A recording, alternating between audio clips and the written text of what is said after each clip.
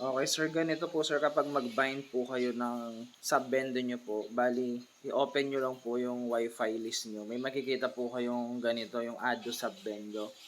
I-click nyo po itong add to sub-vendor. 10 seconds lang po ito, tapos mamamatay siya eh. Kaya kapag nawala po siya, ang gawin nyo, off nyo lang yung wifi nyo and then open mo ulit. Then wait nyo po siya na makita itong add to sub-vendor. Ayan. Tapos po, pag lumabas po yan, configure. Tapos click nyo po yung pangalan ng Piso Wi-Fi. So, sa akin dito, Piso Wi-Fi lang yung pangalan niya. Then, save. Pag lumabas po yan, yung saving credential, ibig sabihin, okay na po yan. Pero para makasigurado po kayo na nakabind na po siya, punta po kayo sa Piso Wi-Fi nyo po. Punta po kayo doon sa admin, yung 10.0. So, yan. Tapos makikita nyo po dito sa payment portal.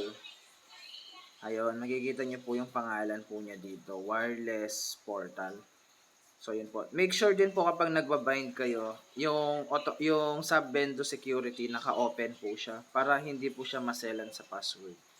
So, kapag mag-insert coin po kayo niyan, ayan, naka-bind na po siya. Ayan, makikita na po. Ganun lang po. Salamat po.